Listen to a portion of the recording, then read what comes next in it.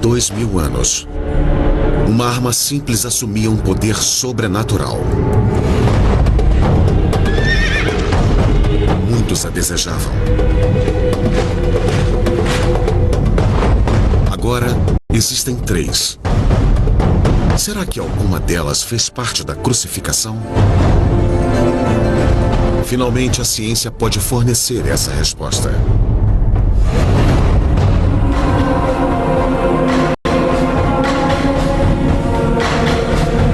A lança que feriu Cristo.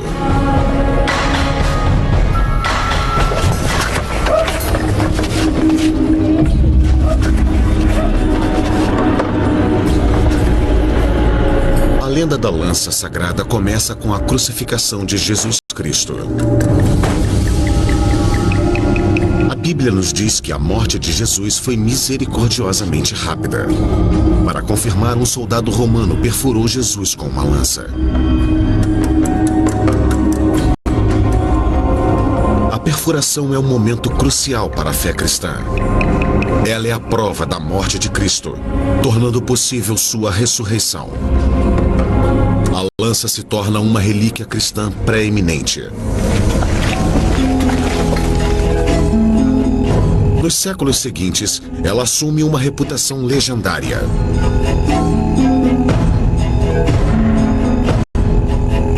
Dizem que o imperador Constantino tinha a lança sagrada quando impôs o cristianismo no Império Romano. Com a lança ao seu lado, Carlos Magno criou a primeira União Europeia em meio ao caos da Idade Média. Tanto Napoleão quanto Hitler almejavam o poder místico da lança para que pudessem dominar o mundo. Hoje, existem 3 lanças sagradas que não são consideradas cópias. Uma se encontra na Armênia, outra no Vaticano e a outra em Viena. Uma dessas poderia ser a lança de Cristo?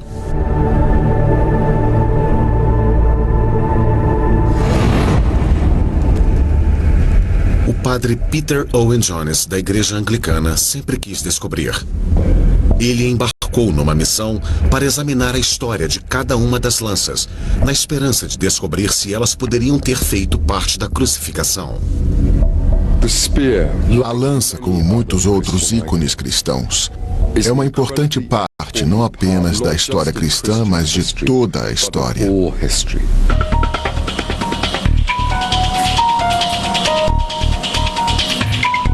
Robert Feder, especialista em metais e artefatos antigos, pretende avaliar cientificamente cada lança para determinar sua idade e origem. As 3 lanças, de um ponto de vista científico e histórico, apresentam um forte indício de que são de um momento bem antigo da história, possivelmente próximo à época de Jesus.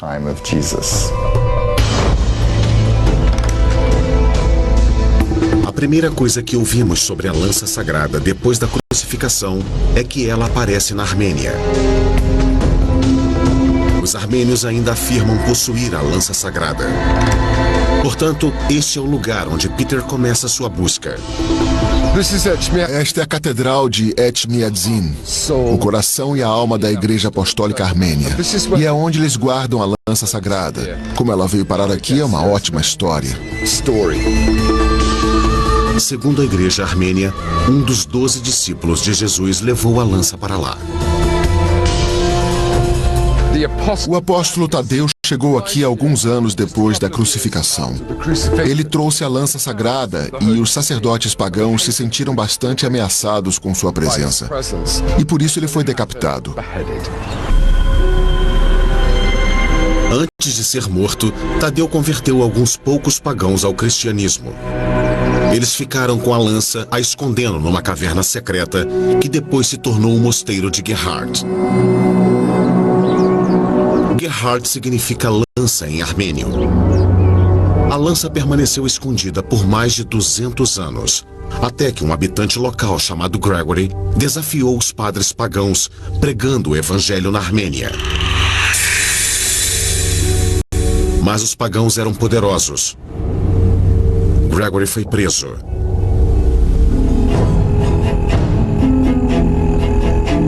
nas sombras do Monte Arará, onde a Arca de Noé desembarcou, se encontra o antigo mosteiro armênio de Khor Virap. Peter viajou até este remoto santuário para acompanhar a história de Gregory. Gregory foi torturado e arremessado em uma piscina cheia de cobras, localizada ali.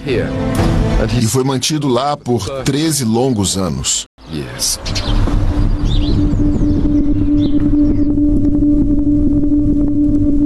Milagrosamente, Gregory sobreviveu 13 anos naquela piscina de cobras. Conta a lenda que por fim ele recuperou a lança sagrada. Com a lança em suas mãos, ele derrotou os deuses pagãos. Converteu o rei e toda a sua corte ao cristianismo. E no ano 301 d.C., a Armênia se tornou o primeiro estado cristão. A lança foi então alojada no coração da igreja mãe da Armênia, a Catedral de Etmiadzin. Na igreja é uma das coisas mais sagradas que temos. Apesar da igreja armênia mostrar sua lança sagrada somente a cada 7 anos, Peter recebeu permissão especial para vê-la. Será que esta lança perfurou Jesus Cristo há 2000 anos?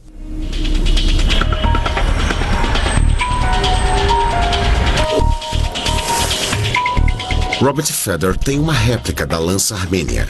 Ele a mostra a Mark Hassel, especialista em armas romanas. Esta não é a lança que perfurou Jesus. Por que não? Porque ela não é uma lança romana. O topo é totalmente diferente. Completamente diferente. Totalmente diferente. A igreja armênia concorda que esta lança não é uma arma romana, mas foi usada por soldados judeus na época com um desenho de cruz.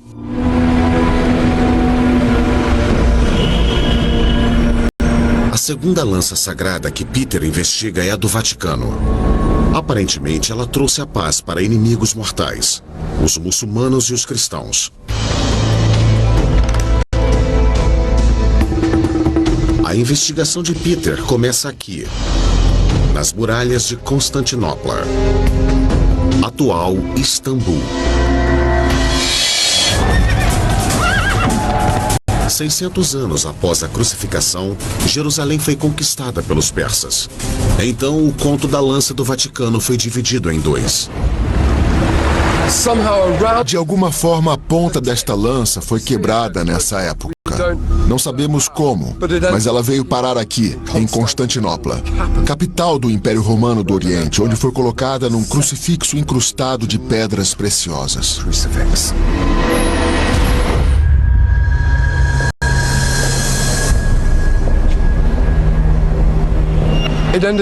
Ela veio parar aqui, na antiga igreja de Santa Sofia, mas levou mais 80 anos para outra parte se juntar a ela.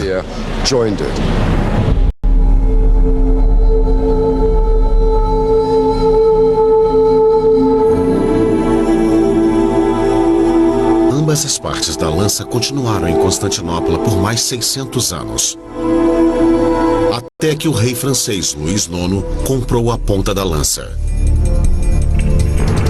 Ele acreditava que essa importante relíquia oferecia a ele uma ligação direta com Deus e, consequentemente, honra e prestígio. A ponta que se encontrava na cruz foi mantida em Paris até seu desaparecimento durante a Revolução Francesa.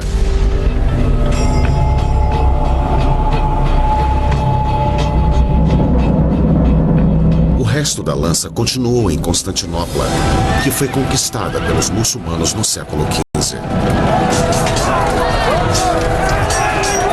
O mundo ocidental era dividido nesses 2 enormes blocos, cristianismo e islamismo. A lança de Cristo também foi dividida em 2 partes. A ponta ficou em Paris e a maior parte dela na Constantinopla Islâmica.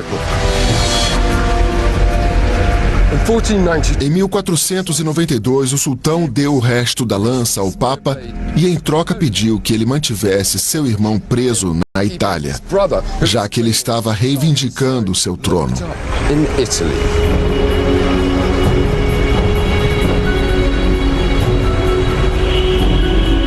foi um incrível pacto entre líderes de duas religiões rivais. A lança sem a ponta foi levada à Basílica de São Pedro e vendida mais uma vez. O Vaticano não faz nenhuma reivindicação quanto à sua autenticidade. Se ela for a lança verdadeira, a autêntica, então nos oferece uma melhor compreensão da paixão redentora de Cristo e da misericórdia de Deus, que não busca vingança pelo mal que ele fez. Infelizmente, o Vaticano não mostra a lança, nem permite que ela seja testada cientificamente. Robert Feder foi capaz de localizar as únicas imagens existentes da lança do Vaticano. Uma série de desenhos feitos no início dos anos 1900. Ele os mostrou a Mark Russell. Essa poderia ser então uma genuína lança romana se considerarmos esse anel aqui ou isso aqui. Embora a lenda diga que as lanças da Armênia e a do Vaticano tenham um enorme impacto na história, Feder não conseguiu achar nenhuma ligação com a crucificação. Ele e Peter vão examinar agora a lança de Viena, que tem uma reputação incrível. E com uma análise cuidadosa, ela revela um segredo surpreendente. No interior do Museu de História da Arte de Viena está um tesouro. Este é o lar da lança de Viena, que faz parte de uma coleção de algumas das mais fabulosas joias e relíquias da Europa. O museu é a próxima parada de Peter. Ele quer examinar a estranha jornada dessa relíquia extraordinária. A história da lança de Viena é uma história de poder, glória e ganância. Sua reputação é extraordinária. Mesmo que as lendas em torno dela sejam parcialmente verdadeiras, ela ajudou a moldar o destino da humanidade.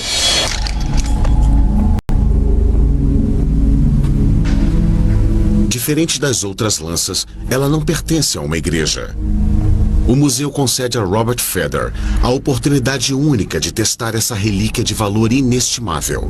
Para um especialista em metais antigos não há nada melhor.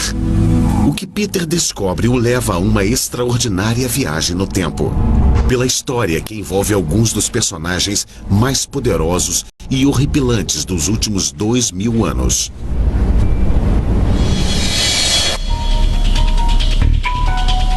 Robert Feder começou a investigação da lança de Viena alguns anos atrás.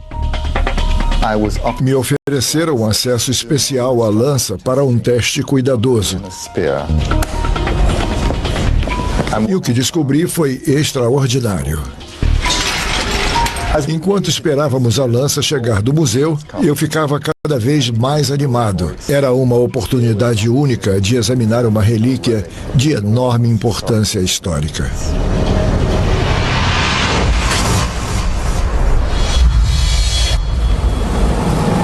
Feder não tem permissão para conduzir nenhum teste invasivo que possa danificar esta relíquia como de datação por carbono. Mas há uma série de testes que ele pode fazer para descobrir os segredos da lança. Ele começa verificando suas dimensões e seu peso. Nós precisávamos determinar se a lança se encaixava nos parâmetros de uma lança romana normal.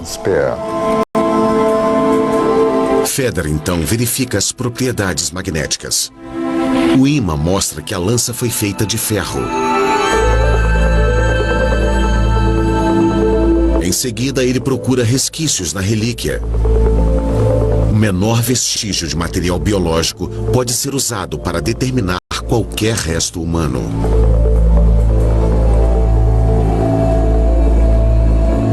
Infelizmente, a lança passou por uma limpeza em 1970. Então não há nada para ser coletado. Quando foi desmontada para a limpeza, o museu tirou uma série de fotos dela. Elas mostram que a lança é feita de várias partes diferentes.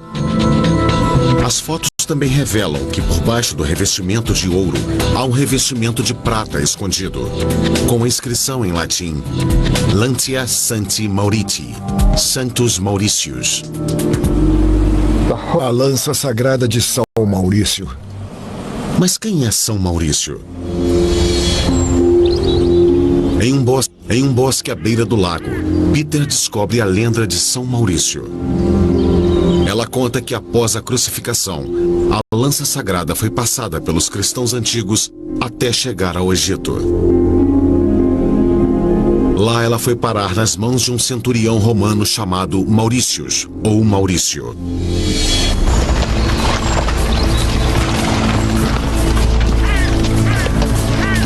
Ele era cristão e comandava uma legião de soldados cristãos. A história conta que no ano 286, ele levou a lança para a Europa. O imperador romano Maximiano ordenou que Maurício e sua legião ajudassem-no a acabar com uma revolta violenta na Gália, perto do lago de Genebra, na atual Suíça. Mas quando ele chegou lá, a revolta já estava sendo duramente reprimida.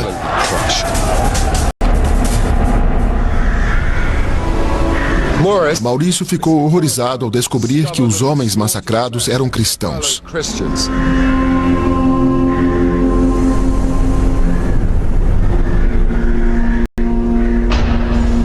O imperador Maximiano exigiu então sacrifícios pelo sucesso da missão. E foi neste momento que Maurício e seus homens respeitosamente se recusaram a participar.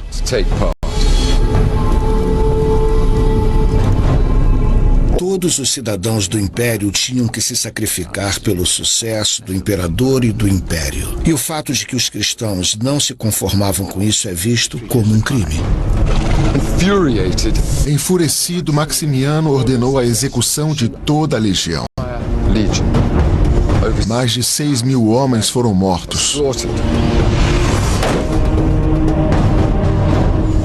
A devoção constante de Maurício diante da morte mais do que certa se tornou o código da cavalaria para os cavaleiros medievais.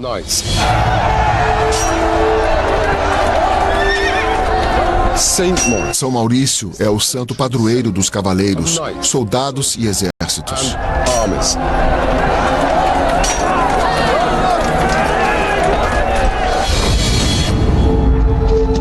A pessoa que fez a inscrição no revestimento de prata, obviamente acreditava que São Maurício carregava a lança. Mas quem foi? E por que o revestimento de prata foi colocado?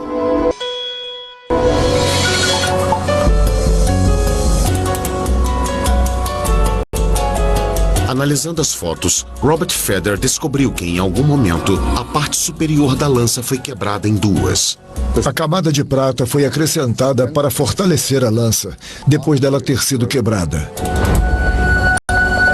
Feder acredita que a lança provavelmente foi quebrada quando foi feito um grande buraco na lâmina, a fim de inserir um tipo de prego nela. Ele passou a lâmina em uma máquina de raio-x para ter uma visão melhor do misterioso prego. Ele tem uma forma em comum. Por que o prego foi colocado na lâmina? Quem o colocou? As respostas destas perguntas levam a uma das mais importantes decisões da história.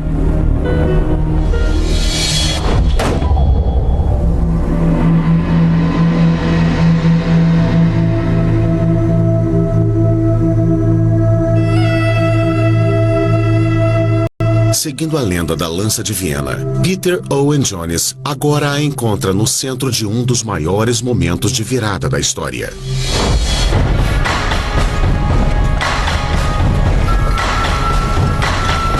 Após a execução de São Maurício e sua legião, a lança foi parar nas mãos de um homem que mudou o destino do mundo. O imperador romano Constantino o Grande. Quando Constantino apareceu, o Império Romano foi fatalmente dividido, política e religiosamente. O Império Ocidental era composto pela Itália e o Império Oriental pela Turquia. Constantino era poderoso, mas extremamente ambicioso. Ele queria fazer o Império Romano voltar a ser forte. Para isso, ele precisava unificá-lo sob o comando de um líder, ele mesmo.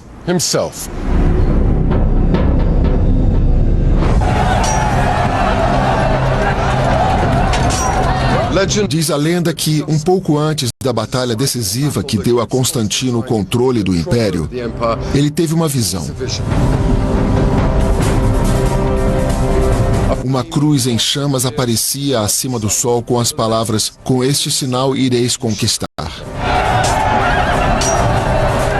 Constantino ficou tão comovido com o que viu que pintou as primeiras letras do nome de Cristo em seu escudo e nos dos seus soldados.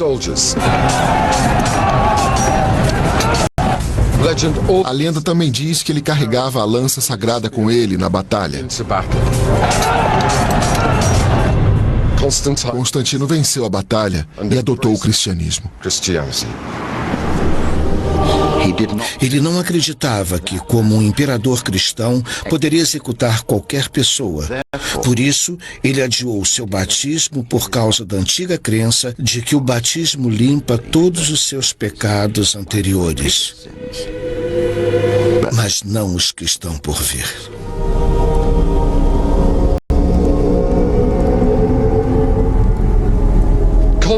Constantino viu na nova religião uma forma de unificar seu império repartido.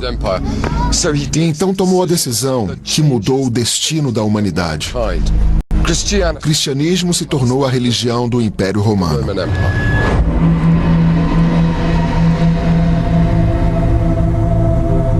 A lenda diz que ele estava com a lança sagrada quando tomou a decisão. Parece bom demais para ser verdade. Mas se ele estava levando a lança que o fez vencer a batalha, também não poderia estar com ela na hora dessa importante decisão?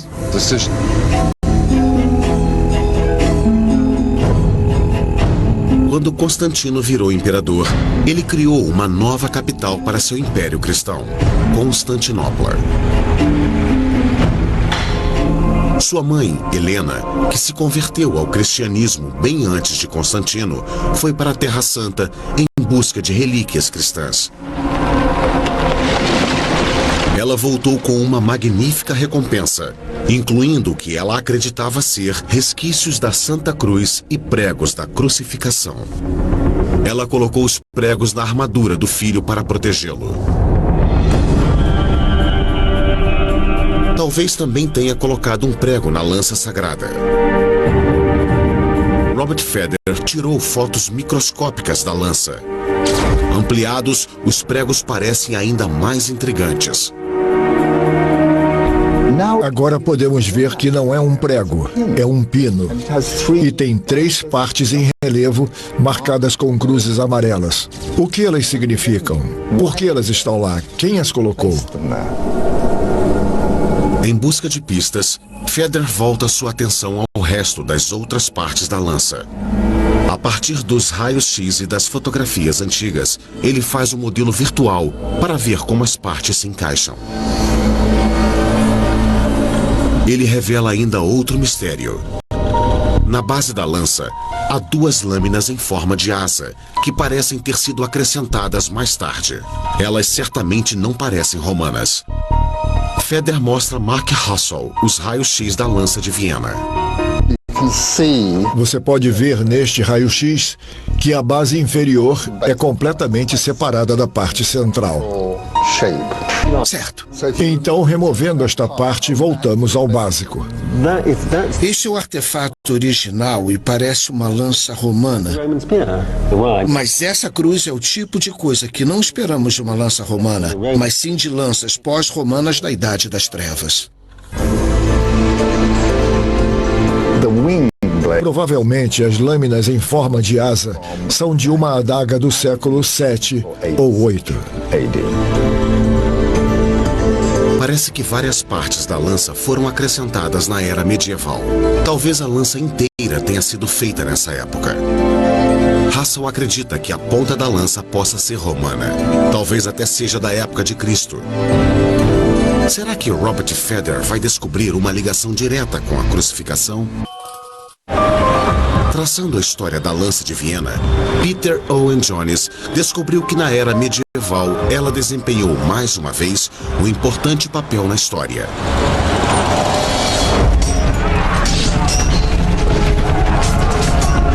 O Império Romano entra em colapso no ano 476, sendo derrubado por tribos germânicas.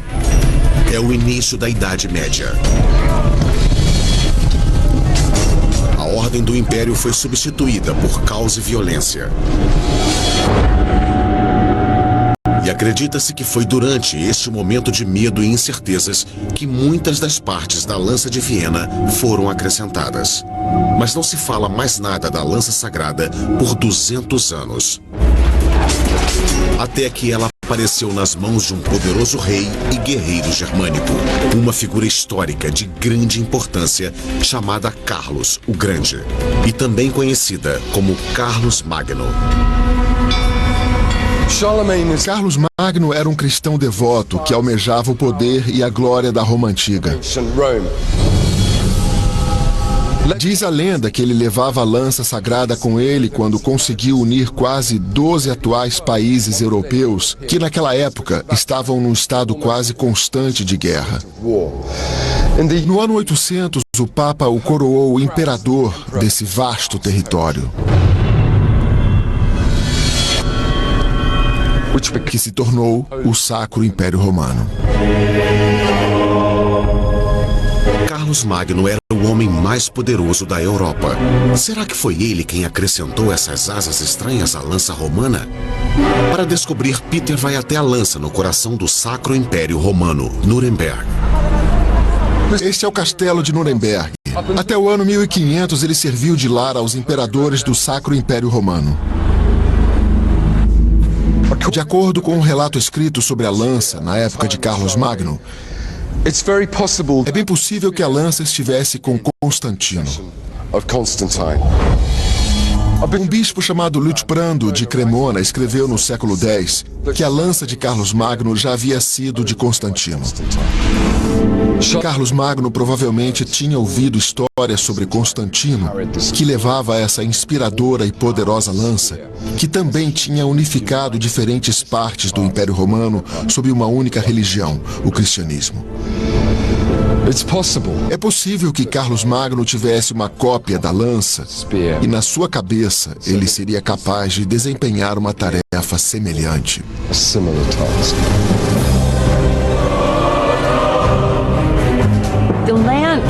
A lança funcionou tanto como um sinal do apoio de Deus ou de Cristo a esse soberano e como um sinal de que essa relíquia que tocou o corpo de Cristo deveria estar com ele, quanto como um exemplo do direito divino de governar e conquistar. Talvez seja por isso que a inscrição tenha sido acrescentada ao revestimento de prata. Isso reforça a afirmação de que esta seja a lança sagrada. Robert Feder examina o revestimento de prata para descobrir quem o colocou. Clavis Dominicus Henricus Dei Gratia Tertius, Romano Imperator Augustus.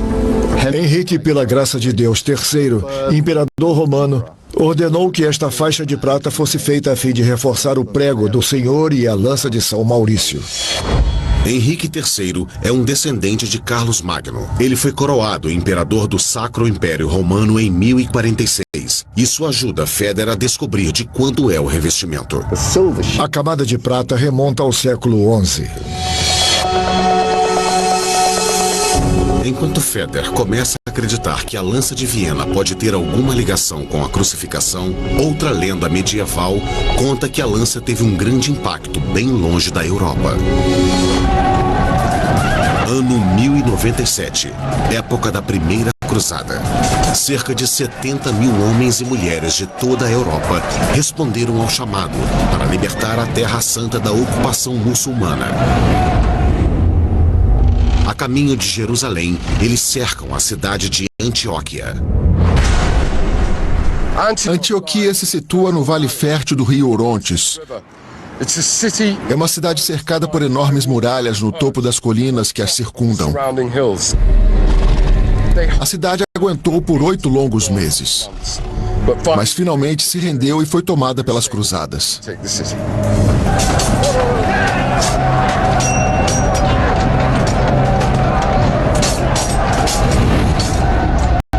Mas logo após eles irem para as muralhas da cidade, um poderoso exército turco chegou e os cercou. Rapidamente o desespero foi tomando conta. A água e a comida começaram a acabar. Os homens começaram a morrer. Foi neste momento que um pobre camponês chamado Pedro Bartolomeu teve uma visão. Ele dizia que Santo André vinha aparecendo para ele, dizendo que a lança de Cristo estava enterrada aqui, na Basílica de Antioquia. A Basílica não existe mais, mas a antiga capital de São Pedro sobreviveu, cravada na montanha acima da cidade. Os cruzados começaram a cavar o chão da Basílica e a encontraram. Ou melhor, Pedro Bartolomeu a encontrou. Era como um sinal de Deus. Agora eles não iam mais morrer de fome ou se render, eles iriam lutar.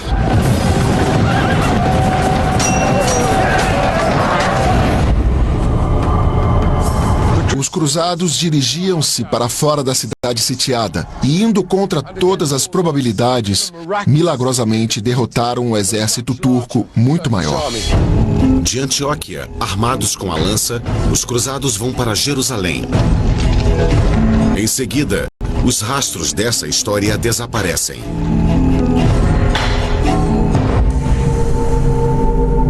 A próxima pista sobre o paradeiro da lança de Viena se encontra na camada de ouro que foi colocada sobre a de prata.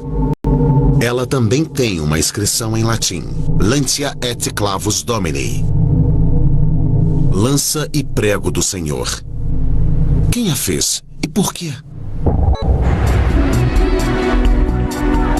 No castelo de Nuremberg, Peter descobre que o próximo dono da lança sagrada foi um poderoso governante do século XIV. Em meados dos anos 1300, Carlos IV era o rei da Alemanha. Ele pretendia ser imperador do Sacro Império Romano, mas ele precisava de outras relíquias que dessem a ele poder e credibilidade. Ele se apoderou da lança sagrada. Para abrigar suas relíquias, Carlos construiu uma fortaleza imbatível fora de Praga, na República Tcheca. Ela era chamada de Castelo de Karlstein. Dentro dela, ele construiu uma capela decorada com obras de arte de valor inestimável e pedras preciosas. A lança de Cristo e outras relíquias eram mantidas em uma câmara secreta, atrás do altar. Ele acreditava que ela dava a ele uma ligação direta com todos os santos no céu, que no dia do julgamento retornariam à terra e reivindicariam suas relíquias. Eles também veriam com bons olhos aqueles que tomaram conta delas.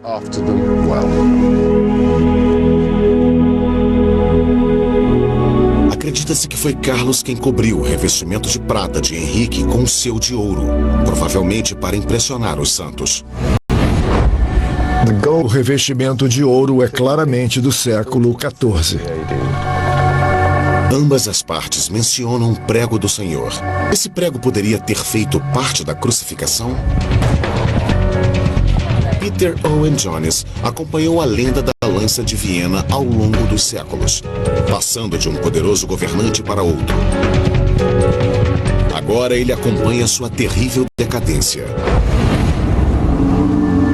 Início dos anos 1400. Um descendente de Carlos IV, precisando de dinheiro, vende a lança sagrada para o conselho da cidade de Nuremberg. Agora, a poderosa relíquia se torna a principal atração em um dos comércios mais lucrativos da Idade Média, o das relíquias.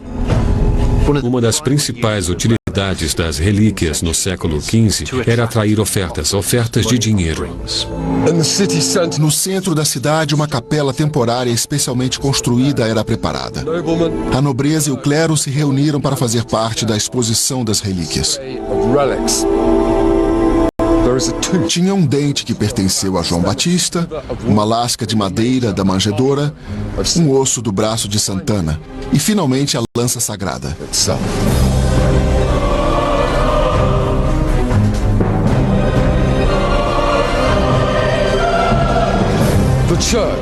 A igreja estava ganhando enormes lucros às custas dos fiéis. As pessoas estavam cansadas de serem exploradas. E com o movimento pró-reforma se espalhando rapidamente, as fortunas de Nuremberg começaram a decair. A lança foi trancada em um cofre de prata ornamentada e ali permaneceu praticamente esquecida pelos próximos 400 anos. Robert Feder ainda está em busca de alguma pista que conte algo sobre o misterioso pino na lâmina. Ele agora expõe a lança a uma pista de fluorescência de raio-x que irá analisar sua composição metálica. A fluorescência de raio-x não pode determinar precisamente de quando é o ferro. Feder precisa então confiar na opinião de Mark Hassel sobre a ponta da lança. Ela provavelmente é romana e foi feita entre o século I e o IV. Mas o pino produz uma leitura intrigante.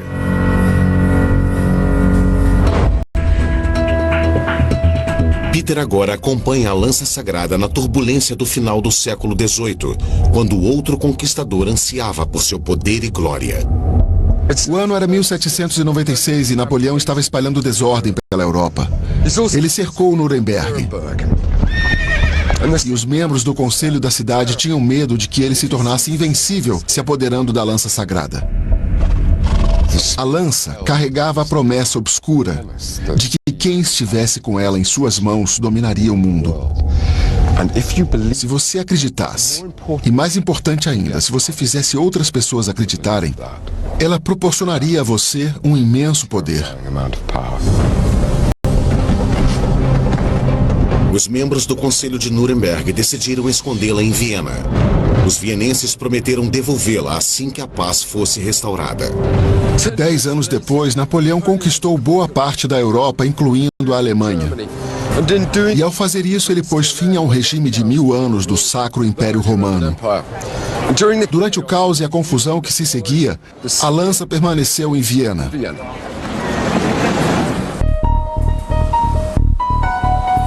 Feder agora amplia os medalhões nos pinos para examiná-los. Ele descobre algo estranho. Parece haver uma ligação entre os medalhões e o resto do pino. Olhando esses medalhões bem ampliados, eles parecem estar separados do pino. Com o microscópio, podemos ver que os dois metais estão separados. E podemos ver a diferenciação, as linhas separando os dois tipos de materiais. Fica bastante evidente com a fluorescência de raio-x e as chapas de raio-x que fizemos que a parte em relevo, os medalhões, estão separados do pino. Eles foram acrescentados em algum momento. É difícil dizer quando.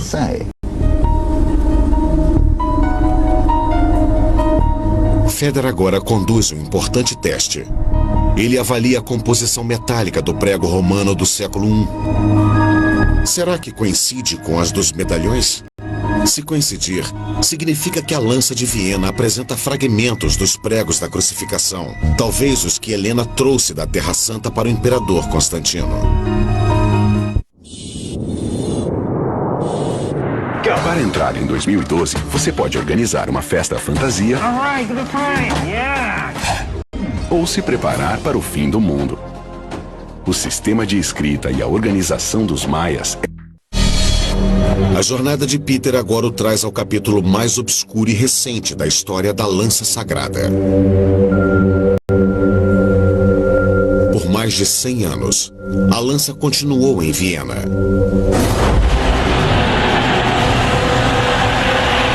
E então, em 1933, Adolf Hitler tomou o poder. 5 anos depois, ele conquistou a Áustria. Foi o primeiro passo em direção ao Império Nazista. O Terceiro Reich. Hitler não perdia tempo na apropriação de joias e relíquias do passado glorioso do Império. A lança de Cristo agora caía nas mãos de um dos mais infames ditadores da história. Ironicamente, Nuremberg era o lar espiritual dos nazistas.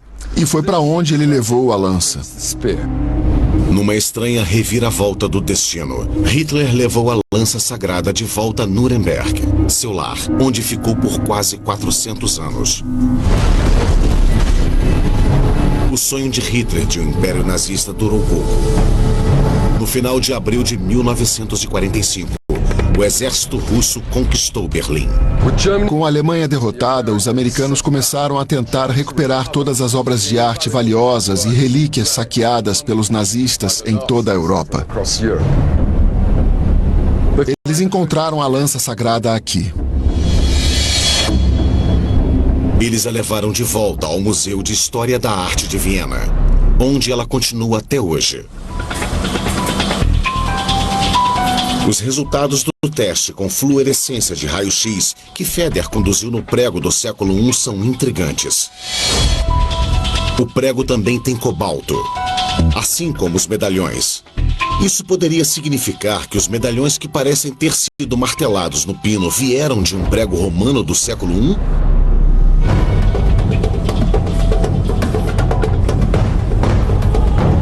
Após completar uma análise detalhada do pino na lança de Viena, Robert Feder pode revelar agora o que ele descobriu. Um surpreendente segredo escondido por séculos dos nossos olhos. Será que Feder finalmente encontrou evidências que conectem esta lança à crucificação? É extraordinário. Tem algo aqui que é incrível. Podemos ver a imagem de um peixe no medalhão. É bem nítida, não é um rabisco.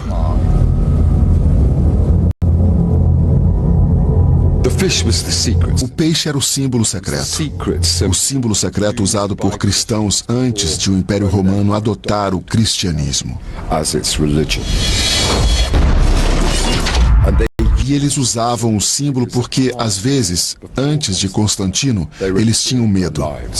Havia um grande risco deles serem torturados e executados. Talvez realçando a importância desse símbolo secreto, Feder descobriu duas letras curiosas próximas ao peixe. Atrás do peixe vemos duas letras romanas, o I e o R, com contorno duplo, o que mais uma vez reflete o tipo de escrita que veríamos em um período distante na história da escrita romana. O que elas significam é uma questão de especulação, mas acredito que signifiquem Jesus Rex, Jesus, o Rei. Sobre a cruz, vemos as letras INRI. Jesus Nazarenos Rex Iudeorum, Jesus de Nazaré, Rei dos Judeus. E as letras IR eram usadas às vezes como uma abreviação.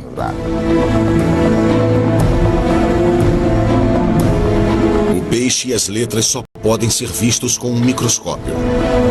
Será que era possível inscrever algo tão pequeno nos primeiros anos do cristianismo? O Museu Petrie, em Londres, abriga uma das mais importantes coleções de artefatos egípcios. Entre eles está uma incrível pintura em miniatura. É da deusa Nepke, que se tornou protetora do faraó. Até mesmo com uma lente de aumento é difícil ver.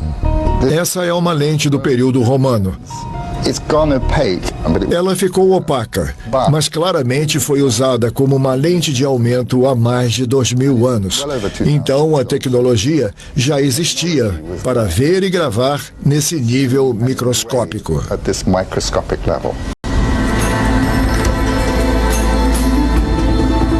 Essas descobertas levam Feder a uma possibilidade fascinante. Alguém teve o trabalho de embutir essas cruzes em cada uma delas, obviamente para marcá-las com algum valor significativo. Ser um fragmento de um prego usado na crucificação de Jesus é uma possibilidade remota, mas uma que não podemos descartar. Com essa descoberta, a investigação de Feder sobre a lança divina pode nos deixar mais perto do que nunca da crucificação. Uma conquista de grande significado para os cristãos. O verdadeiro valor desse objeto para a gente é um teste de fé. Ele nos permite chegar à mentalidade do que a crença significava. Ele nos permite ver como o sistema de crenças era poderoso.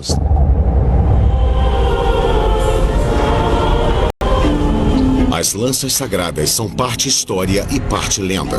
Mas, para os cristãos de todo o mundo, elas são uma parte poderosa da fé de cada um deles. E por isso, seu valor é inestimável.